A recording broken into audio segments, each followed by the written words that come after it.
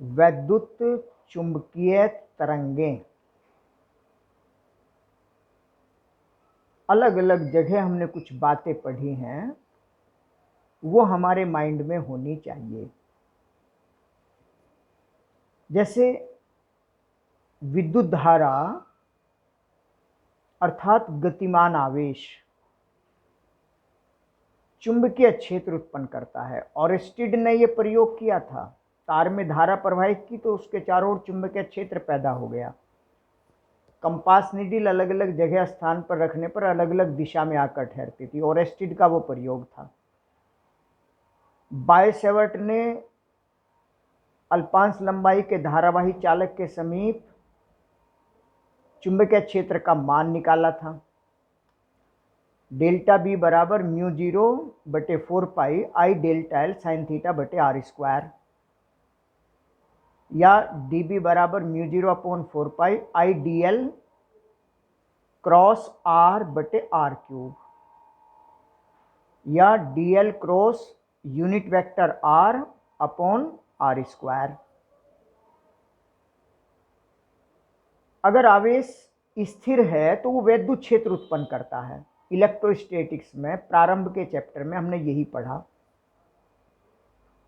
कि स्थिर आवेश चारों ओर वैद्युत क्षेत्र उत्पन्न करता है। गतिमान आवेश चुंबकीय क्षेत्र उत्पन्न करता है। चुंबकीय क्षेत्र में चालक की गतिशील हो अथवा परिवर्ती चुंबकीय क्षेत्र, जैसे चुंबकीय क्षेत्र में एक चालक छड़ L लंबाई की हो, चुंबकीय क्षेत्र की दिशा के लंबवत और लंबाई के लंबवत चलाया जाए तो चालक छड़ के सिरों पर एक विद्युत वाहक बल उत्पन्न हो जाता है। डेरिवेशन भी है ये वैद्युत चुंबकीय प्रेरण के चैप्टर में। E बराबर BVL साइन थीटा। अगर लंबवत गतिमान है तो BVL हो जाता है। अगर L लंबाई के चालक छड़ के सिरों के बीच V विभवांतर हो तो V/L वैद्युत क्षेत्र होता है। तो चुंबकीय क्षेत्र में गतिशील चालक है तो वैद्युत क्षेत्र उत्पन्न करता है, या यूं कहिए कि चुंबकीय क्षेत्र बदल रहा हो तो वो वैद्युत क्षेत्र उत्पन्न करता है। फैराडे का नियम से ही ये निकाला था। फैराडे का नियम है चुंबकीय फ्लक्स परिवर्तन की ऋणात्मक दर के बराबर होता है। ऋणात्मक तो वो प्रेरित विद्युत वाहक बल की दिशा बताता है। फ्लक्स परिवर्तन की दर के बराबर संख्यात्मक मान विद्युत वाहक बल का होता है। d/dt of B into A phi B होता है। अगर चुंबकीय क्षेत्र परिवर्ती है तो ए कांस्टेंट बाहर हो गया, dB/dt, यानी परिवर्ती चुंबकीय क्षेत्र किसी भी एरिया से हो वो विद्युत वाहक बल उत्पन्न करता है। मैक्सवेल के माइंड में ये विचार आया कि जब परिवर्ती चुंबकीय क्षेत्र विद्युत वाहक बल उत्पन्न करता है, वैद्युत क्षेत्र उत्पन्न करता है, तो परिवर्ती वैद्युत क्षेत्र को चुंबकीय क्षेत्र भी पैदा करना चाहिए।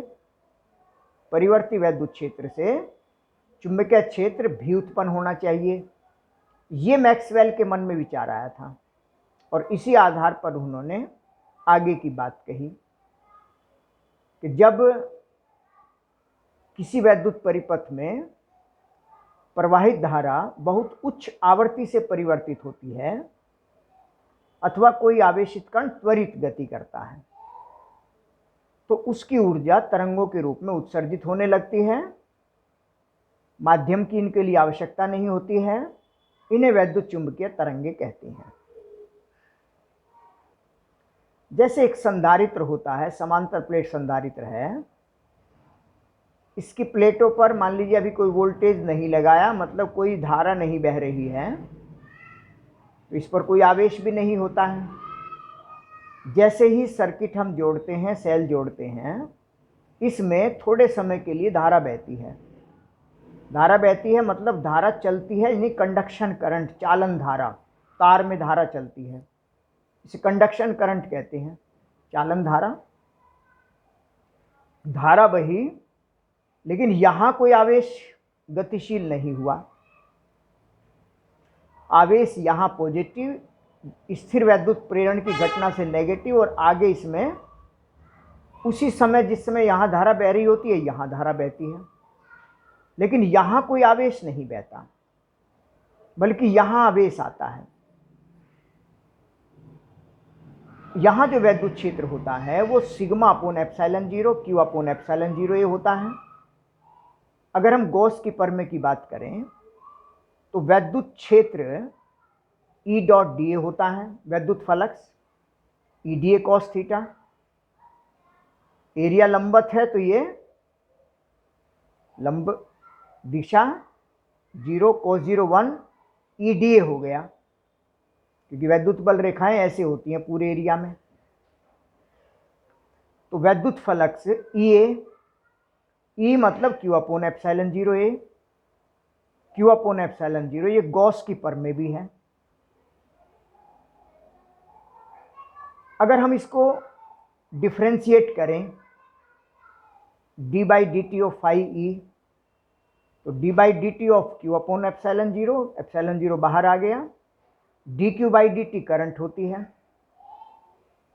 आई का मान epsilon zero D phi E by D T, mathematically इन्होंने कैलकुलेट किया है। तो ये धारा epsilon zero D phi E by D T, मतलब फ्लक्स, वैद्युत फ्लक्स अगर परिवर्तन होता है तो उसके कारण धारा उत्पन्न होती है, और यहां वैद्युत फ्लक्स लगातार परिवर्तित होता है, आवेश आता जाता है, वैद्युत क्षेत्र उत्पन्न होता है, वैद्युत क्षेत्र में परिवर्तन होता है, वैद्युत फ्लक्स में परिवर्तन होता है, और वैद्युत फ्लक्स में परिवर्तन के कारण यहां एक तुल्य धारा होती है। वास्तव में आवेश के कारण आवेश वाली धारा नहीं है, लेकिन यहां एक धारा उत्पन्न होती है जिसका मान ये होता है। तो इसे विस्थापन धारा कहते हैं, डिस्प्लेसमेंट करंट, विस्थापन धारा, यानी परिवर्ती वैद्युत क्षेत्र धारा पैदा करता है, डिस्प्लेसमेंट करंट विस्थापन धारा इसे कहते हैं, और धारा चुंबकीय क्षेत्र पैदा करता है। स्थिर आवेश वैद्युत क्षेत्र उत्पन्न करता है, गतिमान आवेश चुंबकीय क्षेत्र उत्पन्न करता है, त्वरित आवेश वैद्युत चुंबकीय तरंगे उत्पन्न करता है। उन वैद्युत चुंबकीय तरंगों के लक्षण संचरण के माध्यम की आवश्यकता नहीं होती है, निर्वात में इनकी चाल c प्रकाश की चाल है, और इसका मान 1/√μ0 एप्सिलॉन जीरो इससे निकल कर आता है। बहुत इंपॉर्टेंट फॉर्मूला है। वैद्युत चुंबकीय तरंगों की प्रकृति अनुप्रस्थ होती है, मतलब तरंग के चलने की दिशा के प्रकाश, वैद्युत चुंबकीय तरंगें इस दिशा में चलती हैं सी चाल से, उसके लंबवत वैद्युत वेक्टर होता है, इसके लंबवत चुंबकीय वेक्टर होता है, यानी ई और बी भी लंबवत होते हैं, और ये साथ समान कला में परिवर्तित होते हैं, मतलब ये बढ़ता है तो ये भी बढ़ता है। ई और बी का मान ई जीरो विद्युत वाहक बल का जो मैक्सिमम मान है और चुंबकीय क्षेत्र का मैक्सिमम मान, इनका अनुपात सी होता है। ऊर्जा घनत्व, जैसे समांतर प्लेट संधारित्र की धारिताओं के मध्य ऊर्जा घनत्व 1/2 epsilon zero E zero square होता ही है। चुंबकीय फ्लक्स घनत्व ये होता है, चुंबकीय ऊर्जा घनत्व 1/2 B zero square mu zero.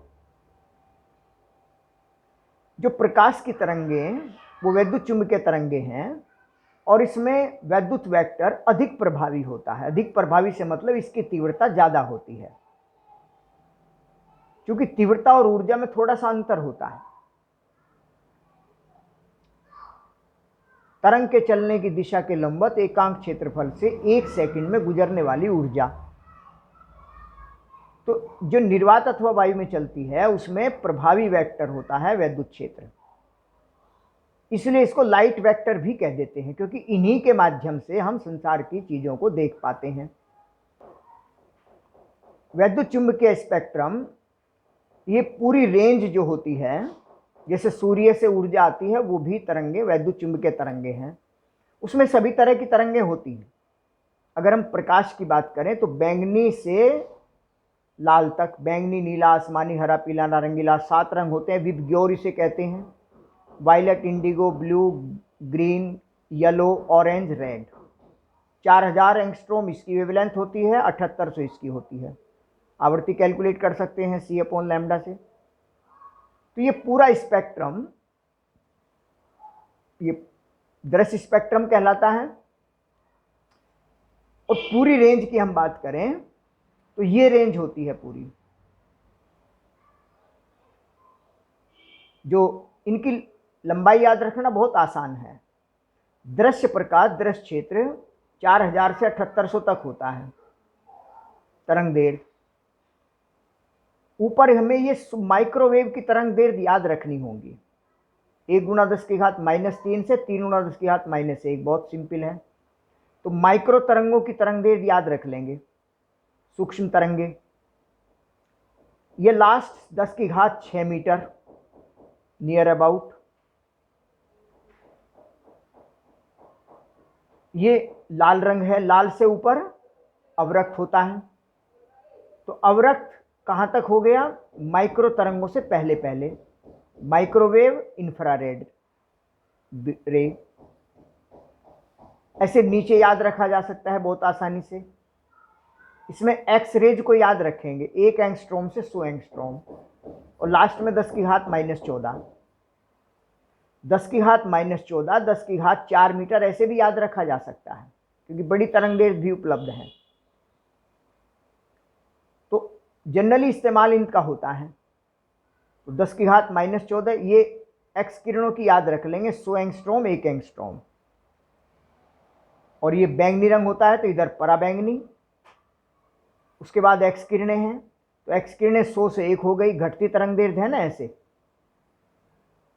तो ये 4000 से 100 एंगस्ट्रोम, ये वेवलेंथ रेंज आ गई।